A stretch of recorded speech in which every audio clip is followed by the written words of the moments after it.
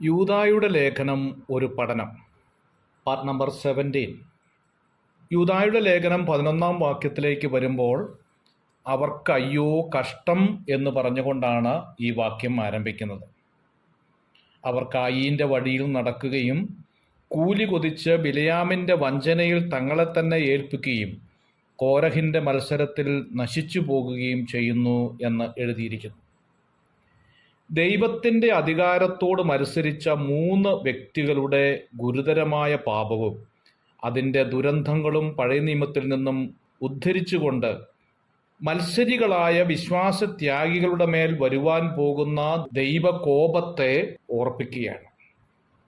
പ്രധാനമായി 3 ഉദാഹരണങ്ങളാണ് ഈ വാക്യത്തിൽ കാണുന്നത്. 1 കായീൻ്റെ വഴി, 2 ബിലയാമിൻ്റെ വഞ്ചന, 3 കോരഹിൻ്റെ മത്സരം.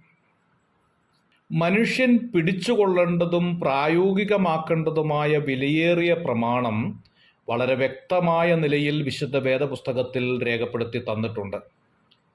അവയെ മാറ്റി നിർത്തിയ മനുഷ്യൻ്റെ ജീവിത ശൈലിയാണ് വിശ്വാസത്യാഗം എന്നതുകൊണ്ട് ഉദ്ദേശിക്കുന്നത്.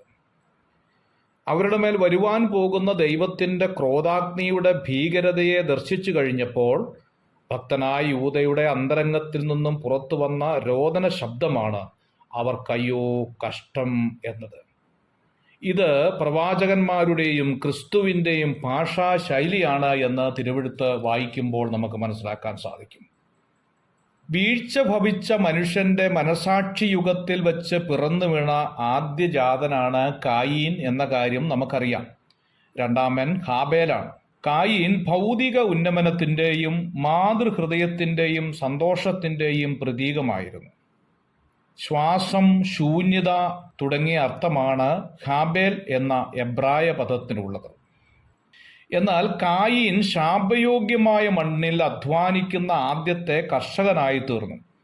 മനുഷ്യൻ്റെ തിരഞ്ഞെടുപ്പാണ് അവൻ്റെ ഭാവിയെ നിർണയിക്കുന്നത് എന്ന കാര്യം ഈ ഭാഗത്തു നിന്ന് പഠിക്കാം. ഇവരുടെ തൊഴിലുകൾ 2 വിധ ആരാധനയിലേക്കുള്ള വഴിത്തിരിവായി തീർന്നു എന്നുള്ളതാണ്. കായീൻ്റെ വഴി എന്നതുകൊണ്ട് ഉദ്ദേശിക്കുന്നത് ദൈവിക പ്രമാണം മുമ്പിലിരിക്കവേ സ്വന്തം തീരുമാനത്തിൻ്റെയും ആലോചനയുടെയും ഇഷ്ടത്തിൻ്റെയും അടിസ്ഥാനത്തിൽ ദൈവിക കാര്യങ്ങളെ കാണുന്ന കണ്ണിനെയാണ് കായീൻ്റെ വഴി എന്നതുകൊണ്ട് ഉദ്ദേശിക്കുന്നത്. ദൈവവചനം പറയുന്നു, സഭായോഗങ്ങളെ ഉപേക്ഷയായി കാണരുത് എന്ന്. എന്നാൽ ഒരു വ്യക്തി മനസ്സിൽ ചിന്തിക്കുകയാണ്, എല്ലാ ആഴ്ചയിലും യോഗത്തിന് പോകേണ്ട ആവശ്യമൊന്നുമില്ല, സൗകര്യമുള്ളപ്പോഴൊക്കെ പോയാൽ മതി എന്ന് ചിന്തിച്ചാൽ ഇതിനാണ് കായീൻ്റെ വഴി എന്നതുകൊണ്ട് ഉദ്ദേശിക്കുന്നത്. ആത്മീയ മേഖലകളിൽ ദൈവിക പ്രമാണങ്ങളെ മാറ്റി നിർത്തി മനുഷ്യന്റെ ആലോചനയ്ക്ക് പ്രാധാന്യം കൊടുക്കുമ്പോൾ കായീൻ്റെ വഴിയിലേക്ക് നാം തിരിയുകയാണ് എന്ന് ഓർത്തുകൊള്ളണം. വിശ്വാസത്താൽ ക്രിസ്തുവിൽ കൂടി പ്രാപിക്കേണ്ട ദൈവത്തിൻ്റെ നീതിക്ക് കീഴ്പ്പെടാതെ സ്വന്തം നീതി സ്ഥാപിപ്പാനത്രേ അവർ ശ്രമിച്ചത് എന്ന് റോമാലേഖനം 10-ാം അധ്യായത്തിൻ്റെ 1 മുതലുള്ള വാക്യങ്ങളിൽ കാണുന്നുണ്ട്. കർമ്മമാർഗത്തിൻ്റെ സവിശേഷതകളിൽ രക്ഷാകരമായ മൂല്യം ഉണ്ടെന്നുള്ള ഉപദേശം വെച്ച് പുലർത്തുന്ന ഏതു മതവും പുതിയ നിയമ ഉപദേശത്തിൻ്റെ വെളിച്ചത്തിൽ ദുരുപദേശ സംഘടനകൾ തന്നെയാണ്. ഈ കൃപായുഗത്തിൽ ബലികർമാദികൾ, നേർച്ച കാഴ്ചകൾ, കുർബാന, കൂദാശകൾ, പെരുന്നാളുകൾ, മരിച്ചവർക്ക് വേണ്ടിയുള്ള ശേഷക്രിയകൾ, തീർത്ഥാടനങ്ങൾ ഇവ കൊണ്ടൊന്നും ഒരു മനുഷ്യനും നീതീകരണം പ്രാപിക്കുകയില്ല എന്ന് തിരുവെഴുത്ത് വ്യക്തമായി പഠിപ്പിക്കുന്നുണ്ട്. രണ്ടാമത് ബിലയാമിൻ്റെ വഴിയെക്കുറിച്ച് ഓർമ്മപ്പെടുത്തുകയാണ്. 2 പത്രോസ് 2-ാം അധ്യായത്തിൻ്റെ 15-ാം വാക്യത്തിൽ അവർ നേർവഴി വിട്ട് തെറ്റി ബെയോരാമിൻ്റെ മകനായ ബിലയാമിൻ്റെ വഴിയിൽ നടന്നു എന്ന് രേഖപ്പെടുത്തിയിരിക്കുന്നു. നാം സഞ്ചരിക്കേണ്ടത് സത്യസന്ധതയുടെയും പരമാർത്ഥതയുടെയും മാർഗത്തിലായിരിക്കണമെന്ന് തിരുവെഴുത്ത് ആഗ്രഹിക്കുന്നു. ചിലർ അത് വിട്ടു തെറ്റി ബിലയാമിൻ്റെ വഴിയിൽ ഈ അന്ത്യകാലത്ത് യഥേഷ്ടം സഞ്ചരിക്കുന്നു എന്നതാണ്. ഇരുളും വെളിച്ചവും സമ്മിശ്രമായിരിക്കുന്ന ഒരു അസ്ഥിരനായ പ്രവാചകനായിരുന്നു ബലയാം.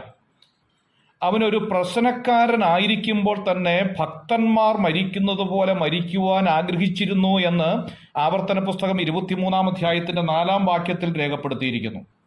സംഖ്യാപുസ്തകം 23 അധ്യായത്തിന്റെ 10 വാക്യം, യോശുവയുടെ പുസ്തകം 13 അധ്യായത്തിന്റെ 22 വാക്യം, ഈ ഭാഗങ്ങളിലൊക്കെ ഈ കാര്യം ഓർമ്മപ്പെടുത്തുന്നുണ്ട്.